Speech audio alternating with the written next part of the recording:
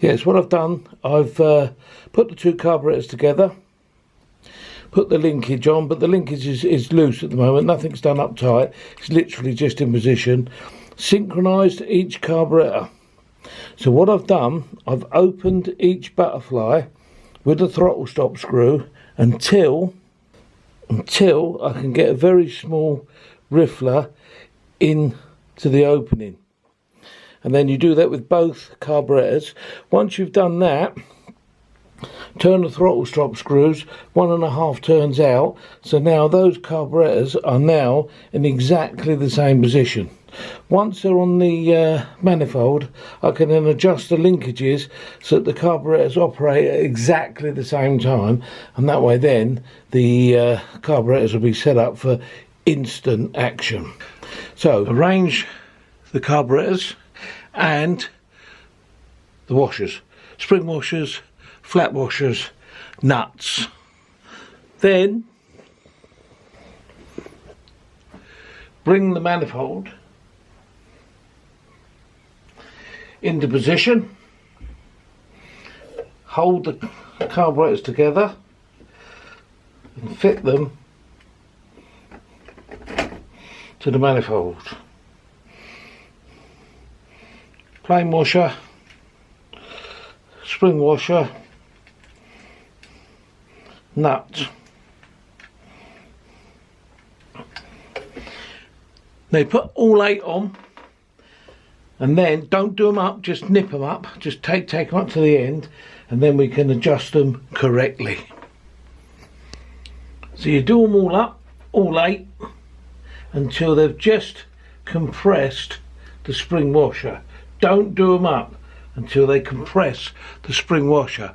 Once the spring washer is compressed, then do them up. And you can do up that one there, and then the one opposite,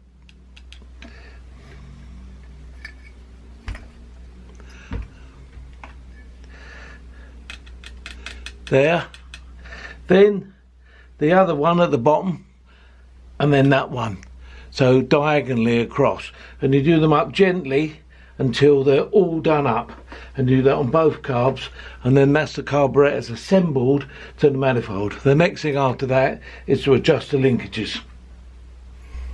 So now to adjust the linkages, you just make sure that these go into the relevant holes on the choke lever. The choke ones are fairly easy.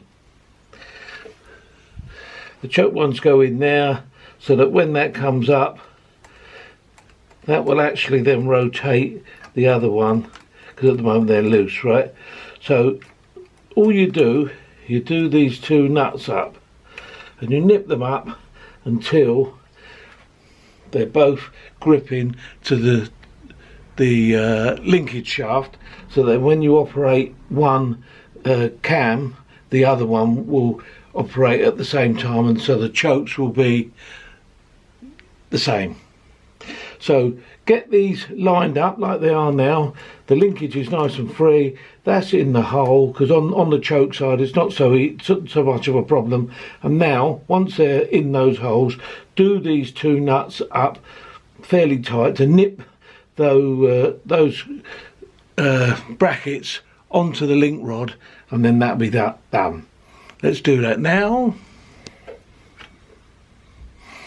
And then when they're done up, operating one rod will operate both chokes universally. So now we're going to do the same with the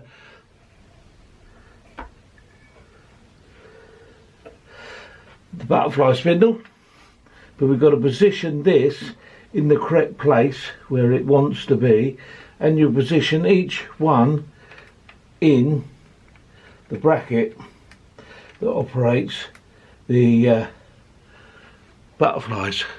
But you've got to make sure that they're operating the butterflies at exactly the same time.